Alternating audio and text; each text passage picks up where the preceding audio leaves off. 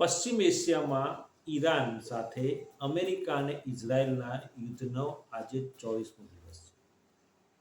24 દિવસ બાદ પરિસ્થિતિ જે પ્રકારે વણસી રહી છે સમગ્ર દુનિયામાં, વિશ્વ ફલક ઉપર ક્યાંક ને ક્યાંક જોવા જઈએ તો પેટ્રોલ ડીઝલની તંગી ઘણા દેશોમાં જોવા મળી રહી છે, સાથે સાથે ગેસની પણ અછત જોવા મળી રહી છે। યુદ્ધ શરૂ થયાના થોડા દિવસ બાદ કેન્દ્ર સરકારે જાહેરાત કરી હતી કે આપણા દેશમાં ગેસની કે પેટ્રોલિયમ પેદાશની કોઈ જાતની અછત નહીં પડે, પરંતુ જાહેરાતના માત્ર ગણતરીના કલાકોમાં જ ઘરમાં વપરાતા ગેસના સિલિન્ડર ઉપર 60 રૂપિયાનો વધારો કરી દેવામાં આવ્યો। આટલું ઓછું હોય એમ ગેસ માટે એટલી બધી તકલીફો ઊભી થવા માંડી, કમર્શિયલ ગેસ સિલિન્ડર મળવા મુશ્કેલ થઈ ગયા અને તેના કારણે દેશની ઘણી બધી હોટલો બંધ થવાની કગાર પર આવી ગઈ।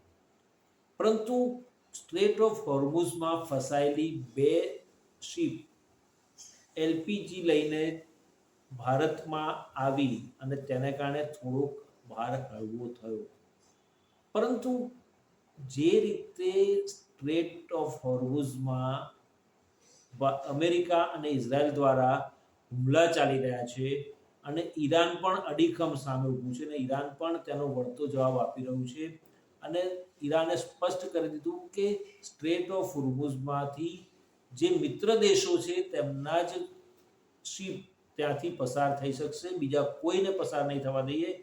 અને આ સંજોગોમાં જે પ્રકારે દેશમાં પેટ્રોલિયમ પેદાશની તંગી સર્જાઈ છે એવી ક્યાંક હવા ઉડી, પરંતુ આ 24 દિવસના યુદ્ધ બાદ વડાપ્રધાન નરેન્દ્ર મોદી લોકસભાનું સંસદનું બજેટ સત્ર ચાલી રહ્યું છે ત્યારે લોકસભામાં આજે આવીને તેમણે એક નિવેદન કર્યું અને નિવેદનમાં શું કહ્યું આવો જોઈએ। अध्यक्ष जी, इस युद्ध के कारण दुनिया में जो कठिन हालात बने हैं उनका प्रभाव लंबे समय तक बने रहने की आशंका है। इसलिए हमें तैयार रहना होगा, हमें एकजुट रहना होगा।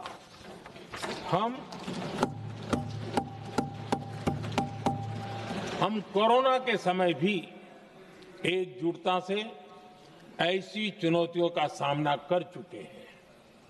अब हमें फिर से उसी तरह तैयार रहने की आवश्यकता है।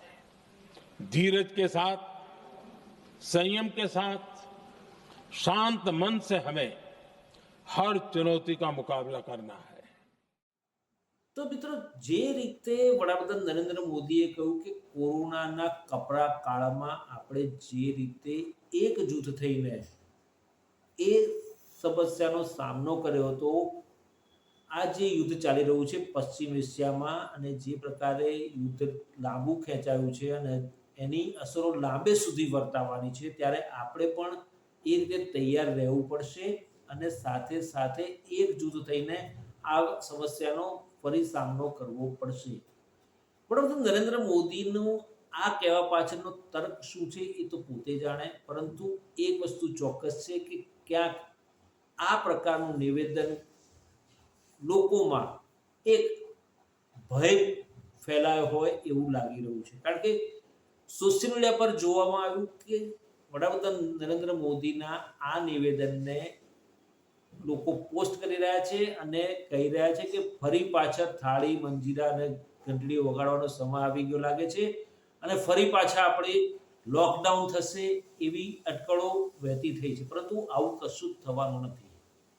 પેટ્રોલિયમ પેદાશની અછત ક્યાંય નથી અને જે રીતે આજે સવારથી ગુજરાતના મોટા શહેરો અમદાવાદ, વડોદરા, રાજકોટ, સુરત ત્યાં આગળ કેટલાક પેટ્રોલ પંપ ઉપર ટેન્કરો એમની નહીં પહોંચવાને કારણે પેટ્રોલનો પુરવઠો નહીં હોવાથી બંધ રહ્યા અને એવી હવા ચાલી અને એવી અફવા ફેલાઈ કે પેટ્રોલનો પુરવઠો ઓછો થઈ ગયો છે કાં તો સપ્લાય ઓછો આવી રહ્યો છે, તેને કારણે પેટ્રોલની તંગી આગામી સમયમાં ઊભી થશે।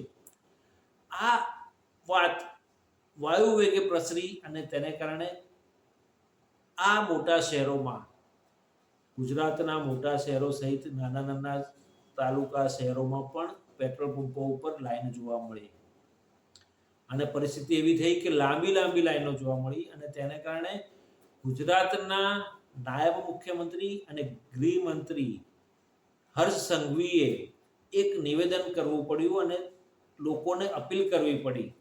એમણે શું અપીલ કરી અને શું કહ્યું, આવો જોઈએ. તમામ નાગરિકોને વિનંતી છે કે કોઈ બી પ્રકારની પેટ્રોલ ડીઝલને લઈને સોશિયલ મીડિયા હોય કે વોટ્સએપના માધ્યમથી કે કોઈ બી ઓફિશિયલ જાણકારી વગર કોઈ બી પ્રકારની આ અફવાઓમાં આવીને ભાગદોડ કરવાની કોઈ બી પ્રકારની જરૂરિયાત નથી. રાજ્ય સરકાર અને ખાસ કરીને કેન્દ્ર સરકાર દ્વારા આ જથ્થાઓ અને સપ્લાય માટેનું ડેલી નિરીક્ષણ થાય છે અને રાજ્યને તમામ પેટ્રોલ પંપો પર પેટ્રોલ ડીઝલ માટે પૂરતી વ્યવસ્થાઓ પહોંચી વળે તે માટેની સંપૂર્ણ તૈયારીઓ બી છે. મારી રાજ્યના સૌ નાગરિકોને બે હાથ જોડીને વિનંતી છે કે આ પ્રકારની વાતો, કોઈનો બી વોટ્સએપ મેસેજ આવ્યો હોય એને સીધું જ આપણે બીજા લોકોને ફોરવર્ડ કરીએ. કોઈ બી પ્રકારની જાણકારી વગર, સંપૂર્ણ માહિતી વગર પોસ્ટ મૂકીને આપણે આપણી જોડે જોડે હજારો લોકોને કારણ વગરના એમનો સમય વેડફીએ અને સાથે સાથે કોઈ બી પ્રકારે શહેરમાં કે રાજ્યમાં આ પ્રકારની ખોટી માહિતીઓ ફેલાવનાર લોકો પર બી આવનારા દિવસોમાં કડક પગલાં ભરવામાં આવશે. મિત્રો, જે રીતે પેટ્રોલિયમ પેદાશની તંગીની હવા ચાલી અને જે પ્રકારે અફવા ફેલાઈ, આપણે સાંભળ્યું કે નાયબ મુખ્યમંત્રી હર્ષ સંઘવીએ પણ સ્પષ્ટ કહ્યું કે આવી કોઈ જ વાત છે નહીં અને કોઈ જાતની ખોટ અહીંયા આગળ વર્તાશે નહીં. આપણી પાસે જરૂરી પુરવઠો છે. રાજ્ય સરકાર અને કેન્દ્ર સરકાર પણ આની ઉપર નજર રાખીને બેઠી છે અને કોઈ જાતની કોઈને તંગી વર્તાવા દેશે નહીં અને પૂરતા પ્રમાણમાં જથ્થો છે અને આવી રહ્યો છે. તેને કારણે દરેક નાગરિકને તેમણે બે હાથ જોડીને વિનંતી કરી કે અફવાઓથી દૂર રહેવું જોઈએ. એવું પણ સાંભળવા મળ્યું છે કે કેટલાક પંપ માલિકોએ એવી વાત કરી મીડિયા સમક્ષ કે જે પેટ્રોલિયમ પેદાશ ઉત્પાદન કરે છે જે કંપનીઓ, એ કંપનીઓએ જે પુરવઠાની જરૂર હોય છે અમારે એના કરતાં ઓછો પુરવઠો આપવાનું શરૂ કર્યું છે અને લગભગ 50% જેટલો પુરવઠો અમને મળી રહ્યો છે. તેને કારણે આ પરિસ્થિતિ ઊભી થઈ હોવાનું કેટલાક પંપ માલિકોએ મીડિયા સમક્ષ બોલ્યા હોય એવું કહે છે.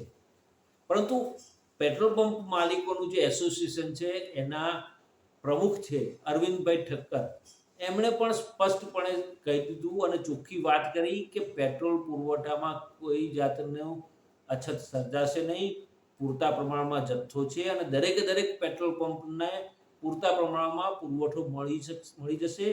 હા, ક્યાંક ટેન્કરો ન પહોંચવાને કારણે પરિસ્થિતિ ઊભી થઈ હોય એટલે એનો મતલબ એ નથી કે આપણા દેશમાં પેટ્રોલિયમ પેદાશની તંગી સર્જાઈ છે અથવા તો આપણા રાજ્યમાં પેટ્રોલ મળશે નહીં, આવનારા સમયમાં અછત સર્જાશે. આવો અરવિંદભાઈ ઠક્કર શું કહે છે સાંભળીએ. ભાઈઓ, છેલ્લા આજે 4-5 કલાકથી અમદાવાદના દરેક પેટ્રોલ પંપે લાઈનો લાગી છે પેટ્રોલ અને ડીઝલ માટે. ખરેખર આ અફવા છે અને આ પેટ્રોલ અને ડીઝલના સપ્લાયમાં સરકાર તરફથી કે ઓઇલ કંપની તરફથી કોઈ તકલીફ નથી અને જોઈએ એટલું પેટ્રોલ ડીઝલ મળે છે. અમને સરકાર તરફથી કે ઓઇલ કંપની તરફથી કોઈ એવા આદેશો અમને નથી મળ્યા કે પેટ્રોલ અને ડીઝલ તમારે ઓછા પ્રમાણમાં વેચવાનું. અમદાવાદમાં જો જોવા જઈએ તો 210 પેટ્રોલ પંપો છે, પરંતુ આજે 3 કે 4 પેટ્રોલ પંપે પેટ્રોલ નહીં હોવાથી આ પેનિક થયું છે. માટે હું પ્રજાને વિનંતી કરું છું કે આવી કોઈ અફવાઓ માનશો નહીં અને આપણે જોઈએ એટલું પેટ્રોલ અને ડીઝલ મળવાનું છે અને આવું જ્યારે પરિસ્થિતિ હોય ત્યારે આપણે અફવાઓ ન માનીને અને પેનિક ન કરવું જોઈએ અને અમારા પેટ્રોલ પંપને ના ડીલરોને આપ સાથ અને સહકાર આપો તેવી અમારી નમ્ર વિનંતી છે. આભાર. મિત્રો, જે રીતે આપણે વડાપ્રધાન નરેન્દ્ર મોદીનું નિવેદન સાંભળ્યું, નાયબ મુખ્યમંત્રી હર્ષ સંઘવીનું નિવેદન સાંભળ્યું, પેટ્રોલિયમના પંપના જે માલિકો છે ગુજરાતના, એના પ્રમુખ અરવિંદભાઈ ઠક્કરનું નિવેદન પણ સાંભળ્યું. આ તમામ વાત ઉપરથી એક વસ્તુ સ્પષ્ટ થાય છે કે આ પ્રકારની અફવા ફેલાવાને કારણે આખી માહોલ આવો અફરાતફરીવાળો થયો. હું અમદાવાદ અને ગાંધીનગરમાં સવારથી ગાંધીનગર હતો ને આવતા મેં જોયું, રસ્તામાં પણ જોયું કે ઠેક ઠેકાણે પેટ્રોલ પંપ ઉપર લાંબી લાઈનો લાગી હતી. અને લાઈનો લાગી હતી અને તેને કારણે લોકોમાં પણ ભય જોવા મળતો હતો અને લોકો જલ્દીથી પેટ્રોલ મળે અને પોતાની ટાંકી ફૂલ કરાવી એ દિશામાં આગળ વધી રહ્યા હતા. અને બીજા કેટલાય લોકો આવી રહ્યા હતા. ઘણા પેટ્રોલ પંપ ઉપર આટલી બધી ભીડ થવાને કારણે પેટ્રોલનો પુરવઠો ઘટી ગયો અને એ લોકોને પેટ્રોલ પંપ સાંજ થતાં બંધ કરવા પડ્યા.